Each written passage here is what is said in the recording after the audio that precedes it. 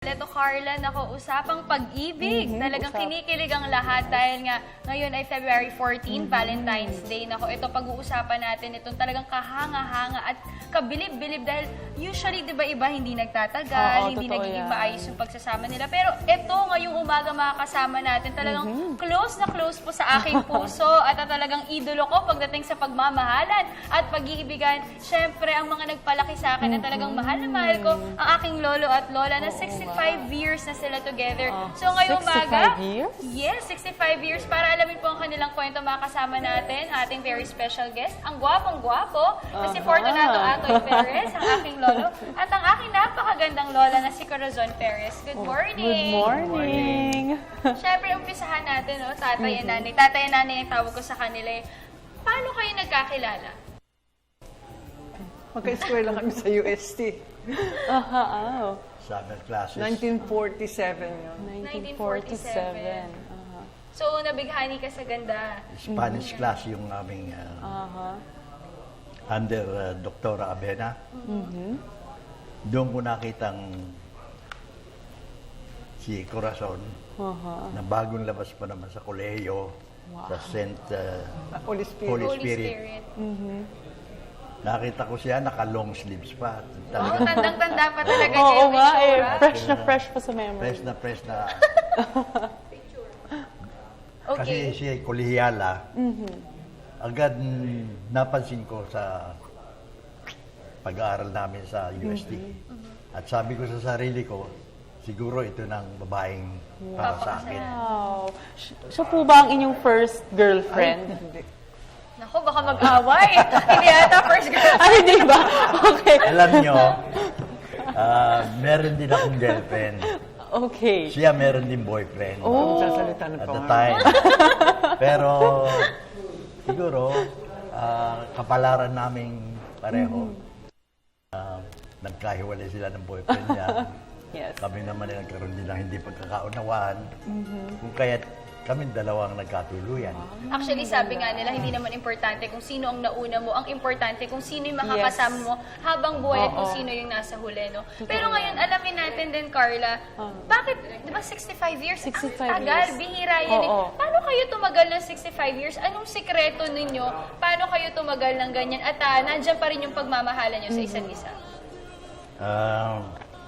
Sa aking munting palagay, kung kaya tumagal ang aming pagkasama dahil sa pag-ibig namin sa isa't isa. Wagas at dakila at walang kapantay. Naku, alam mo, Daya, nakakatawa panoorin tong lola at lola mo. Parang nakikita mo pa rin talaga na in love sila sa isa't isa. Pero gusto ko lang malaman, Lola Corazon at Lolo Atoy, ano po ba ang tawagan niyo sa isa't isa? Ay. Ang tawag sa kanya, kung minsan, Ling. Ling. Bakit naman Ling? Darling. Darling! So, yun na pala yung bago kong baby B. Darling Ling, yun na Ling. pala yung bago. Pero eto, alamin na rin natin, syempre, dito itetest natin, Carla, kung gano'n nila kakilala ang isa't isa. Starting from kay nanay. Nanay, ano bang favorite na ulam ni tatay? Sinigang na hipon. Sinigang Wow. na hipon. Ano Ikaw na naman alam? natin, anong favorite ni nanay? Nilagang baka. Wow, talagang alam na alam nila. Alam mo, routine nila everyday, nagsisimba yan. talaga? May routine sila after nun, mag-i-eat out sila together. So, for ilang years, ganun yung ginagawa nila. So, nakikita natin na nag-extra effort sila para mag-work yung relationship pa totoo. rin. Parang everyday nagde-date pa rin kayo, no? At Lolo Atoy, ano po bang characteristic ni Lola Corazon na talaga namang na-in-love ka sa kanya na hanggang ngayon po, gustong-gusto niyo pa rin? Siguro yan ang labis na pagmamahal sa isa't isa. At ang pagpapasensya ng bawat isa sa amin. Totoo yan. Love and patience. Kailangan na kailangan. Kami rin ay isang nilalang ng pangkaraniwang tao at nagkakaroon din kami paminsan-minsan ng hindi pagkakaunawaan. Ngunit sa amin sigurong pagdadasal araw-araw, sa aming pananampalataya, pagsamba at sa pagsunod sa mga utos ng Diyos. madali naming nalilunasan ang aming mga suliranin sa buhay. So speaking of, nasabi natin yung challenges, no? Tapos talagang kumakapit tayo sa Panginoon. Pero nanay, ikaw, para sa'yo, ano maituturing mong pinaka-challenge, yung hindi mo malilimutang naging challenge nyo sa samahan nyo bilang mag-asawa? Mahabang panahon yun na nangyari. Naku. Talagang, siguro sa pagdadasal na rin yan, nakayanan namin lahat yun. Anong example, nanay, yung tingin mong talagang sumubok sa relasyon ninyo? Ako na. Parang kinakabahan. Sa aming pagsisimba, narinig namin sa Paris, sa kanyang sermon, yung mga katagang binanggit niya sa wikang Kastila. Ang sabi ng pare, amor con amor se paga.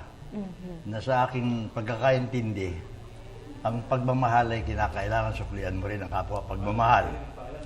If you love somebody, and that somebody, whether he or she, you should love him or her without any reservation or with unconditional love. Wow, so talagang napakalalim, no, Carla? Oo. Saka sila talaga puro love, love, love. Yun talaga. Kailangan suklian mo pa rin ang pag-ibig. Sipin mo, 65 years, no? 65 years. Siguro, nanay, ikaw, ano bang tips or advices mabibigay mo sa mga kabataan ngayon na yung iba kasi short-term relationship Totoo na lang yan. ngayon eh. Para mo sa yung mga nag-a-aspire din na maging katulad ninyo yung samahan, ganyang katagal. Hindi. Sa pag-aasawahan, 3 bagay lang ang dapat masunod. Love and understanding. Yes. Kasi, hindi mo maintindihan yung kasama mo kung hindi mo siya love. Hindi ka makapagpapasensya. Okay. Kailangan maintindihan mo siya. Kung paano yung una kayo nagsama, Dapat at isipin na ganun pa rin hanggang sa... Okay, paano po pag nag-aaway kayo? Paano po ba kayo nagsusuyuan? Paano po kayo nagsusuyuan? Kapag kunyari nag-away kayo, Nag-away paano kayo. sinusuyo si tatay, Oo. ni nanay, or paano naman sinusuyo ni tatay Paano- si nanay? Opo. Ay, ako nagdadasal lang ako eh. Dasal pa rin po. Dasal. At understanding Ikaw, pa rin po. Palagay ko, dahil sa mga pagmamahal din ng aming mga anak sa amin, paggalang nila, nahihiya na kami mga na ipagpatuloy namin ang pag-aaway namin. So, on that issue, ay kusa kami nagkakaintindihan na. Sa aking palagay, ang isa pang nakapagpapalawig sa aking buhay ay ang pagdadasal na napulot ko sa isang deboto sa Quiapo. Kung iyong mamarapatin, ay babanggitin ko ang ilang mga katagado sa dasal na yon. Sige. Na sa isang salita, ang sabi niyan, Diyos Ama sa langit, ako'y dumulog sa iyo ngayon sa panahong kailangan kita. Sa pamamagitan ng iyong kapangyarihan, nilikha mo ako. At sa pamamagitan ng kapangyarihan dito ang Diyos Ama. Hipuin mo ako at mula sa kawalan, ako iyong nilikha. Sa pamamagitan ng iyong banal, punuin mo ang aking buong buhay sa pamamagitan ng iyong banal na Espiritu upang ako'y gumaling. Meron pa sinasabi doon na tanggalin mo ang lahat ng pamamaga sa aking katawan at lahat ng infeksyon. Hayaan mo dumaloy sa aking buong buhay ang init ng iyong mapagpagaling ng pagmamahal. Yun. So, Oo. nakikita natin dun yung pagmamahal. Dahil alisin mo sa aking buhay ang lahat na hindi nararapat mapa sa akin. Okay, so in the same way, ganun din nyo nilalagay, ganun yung ina-apply sa inyong relationship. Palusugin mo ang aking puso at isipan nang sa gayon ay mapaglingkuran kita sa nalalabipan ng aking buhay. Hinihiling ko ito sa mahal na Biring Maria at kay Kristo ng ating Panginoon. Diyos. Wow. Amen.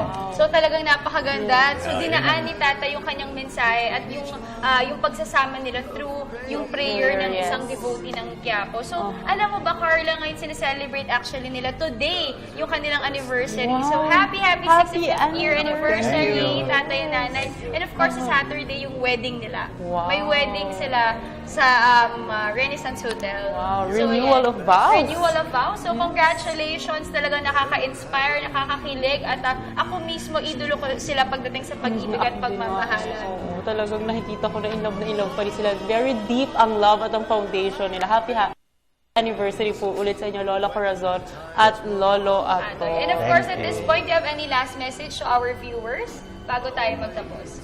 Sa kabataan, kailangan na, ibig sabihin, love and understanding talaga. Ang pinaka-importante. Kasi, At ang pagpapasensya sa isa't isa. Yan ang kinakailangan upang tumagal ang inyong pagsasama. Yun lang po. Alright. Thank you so much for joining us this morning. That was Lolo Atoy Perez and Lola Corazon Perez. Pero bago tayo magtapos, Carla, of course, Oo, may pa-flowers. Happy Good morning, Valentine's boss. Day kay Nanay and happy 65th wedding anniversary.